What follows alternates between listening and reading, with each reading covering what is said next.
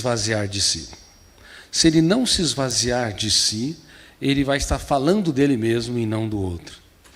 Se pais, no relacionamento com os filhos, não aprenderem também a esvaziar o seu ego, esvaziar a sua necessidade neurótica de apontar falhas, a sua irritabilidade ou baixo limiar para suportar frustrações, a correção do pai não tem nada a ver com o filho.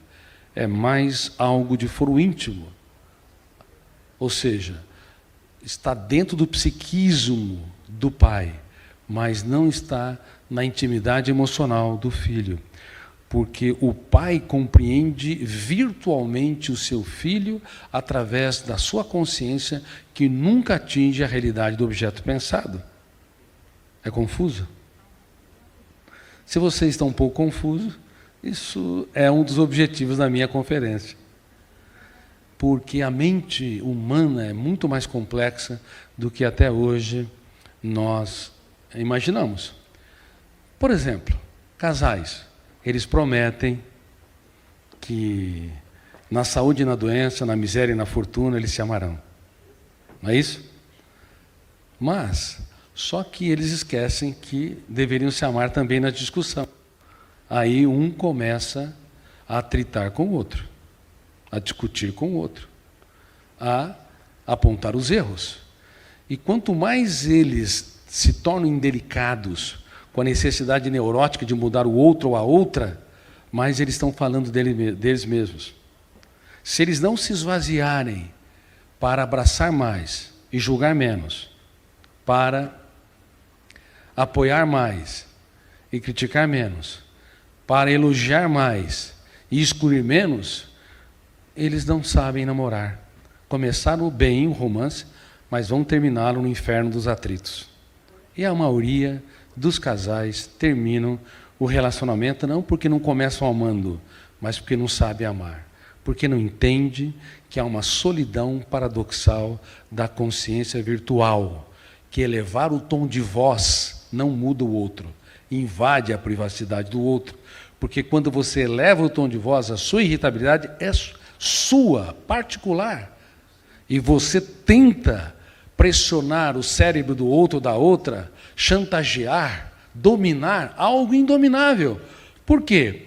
Nós somos mundos particulares e nós compreendemos o outro através da consciência, que é sempre virtual. Então, se eu não me esvazio de mim, a minha discussão não é com o outro, é comigo. A minha irritabilidade, a minha necessidade neurótica de mudança está ligado aos meus conflitos, não ao outro ou à outra. Mas nós não sabemos disso. Inclusive, os diplomatas na ONU, quando eles discutem sobre os conflitos internacionais, frequentemente eles estão falando dos próprios problemas. Nunca se esqueça, se você não aprender a se esvaziar, você nunca vai se encher de sabedoria. Se você não aprender a se esvaziar do seu ego, você nunca vai se aproximar da realidade dos outros. É por isso que, muitas vezes, quando nós estamos contando um problema para alguém, uma dor, um conflito, um pesadelo, frequentemente, quando as pessoas dão respostas rápidas, nós dizemos: você não me compreende, não é isso? E não compreende mesmo, porque se o nosso ouvinte não esvaziar o seu ego, se ele não criticar a sua necessidade ansiosa de ficar dando conselhos, olha para trás, tem gente pior que você, se ele não aprender a ser um ser humano gestor da sua emoção, ele é um péssimo ouvinte, ele é um escutador de palavras, mas não sabe se colocar no lugar do outro, não tem empatia. Vocês têm empatia? Sinceramente, grande parte de nós não sabe ouvir o que o outro tem para dizer. Nós ouvimos o que nós temos para dizer. Parece que somos generosos, empáticos, altruístas, mas no fundo temos um viés egoísta mais do que imaginamos.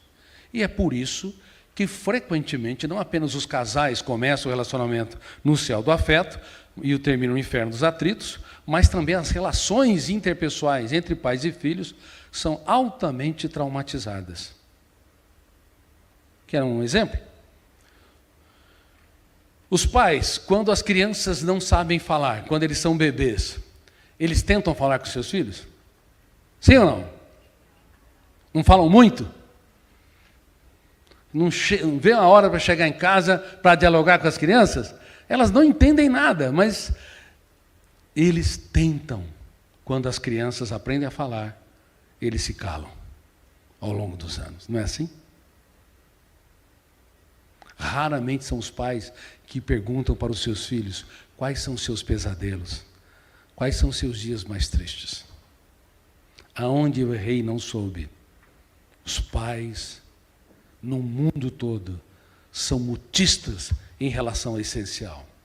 Porque não sabem entender que há um mundo a ser descoberto dentro dos seus filhos. Eles não sabem ser garimpeiros de ouros, se tornam distribuidores de bronze.